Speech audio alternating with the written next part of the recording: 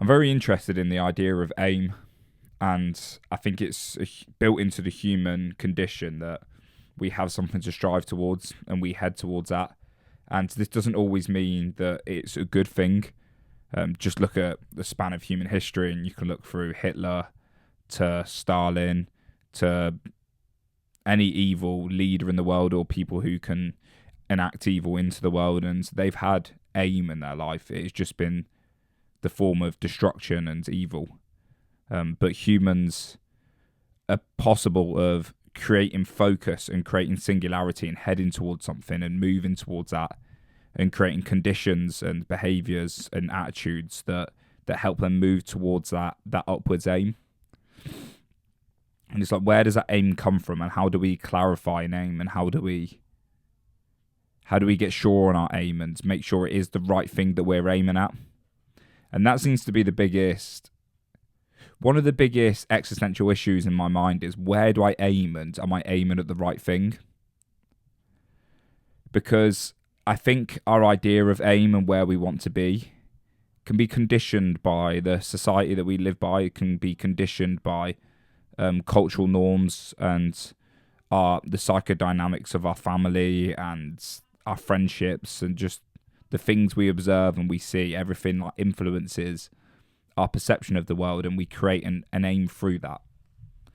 And that's a good thing as well, because it creates people who aim towards ideals and strive towards ideals that create a well-functioning society. Like if we look at all the main Western world societies, the capitalist societies, they have the downfalls for sure, but we seem to be aiming towards some transcendence, some good, because I mean, when you turn your tap on, the water always works. There's always food available. There's always like the survival needs. If you look at the Maslow's hierarchy of needs, all the survival basic needs are essentially met. The ones that are the material and ones that are based on survival. And so we've aimed towards something in that, and we all play a role in that, and every individual plays a role to create that as a collective. And so there's an aim that's built into the way the Western world operates. And that is a collective is just a collective of individuals. So on the individual level, there's like a collective consciousness, a collective aim that we're all striving towards and we're all pursuing, and we're all matching that and meeting it together. And I think if you are born in the Western world, and maybe this is crumbling a little bit now, and this is why you see so many ideologies and you see so many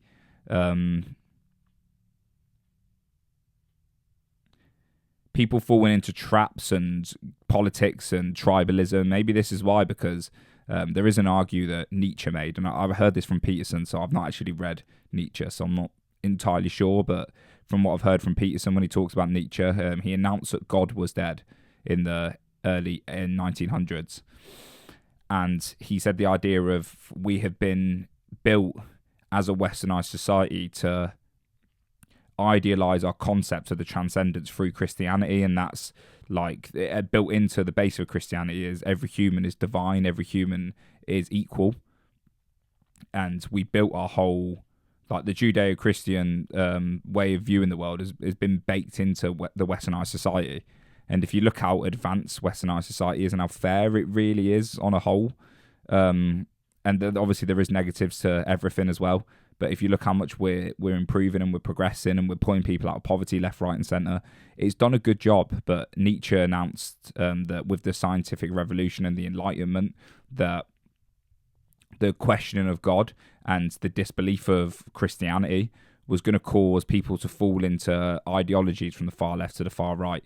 And it's going to allow for a collective disbelief of God and the belief structure and the values that Christianity held. And if you see that might be what's happening now, and why you see all the carnage around the Western world. Question me if you think I'm wrong on all this stuff, because I'm not like a political thinker. I'm not like a sociological thinker. I'm just like listening to what I hear from critical thinkers and then trying to think of it in my own way and understand it in my own terms. And so people feel aimless and people feel lost at the minute. It's because maybe we don't have the belief structure of Christianity that's built into us now. Like, there's not many people I look around anymore are Christians. Not many people I look at are religious in a way. Like, they're very much lost in nihilism or atheism, which I think is hard to create structure in your life when you don't have a relationship to the transcendence, you don't have a relationship to higher values. And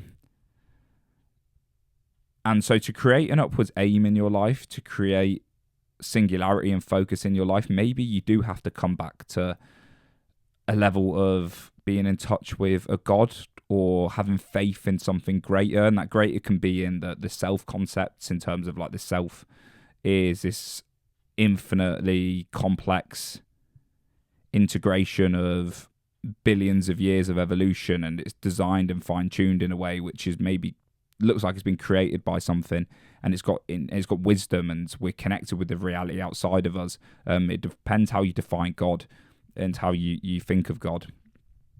But to create aim in your life, I think you need to aim at good. You need to aim at the well-being of others, and try and aim at the transcendence, at the greatest good that you can aim towards. And what does that look like?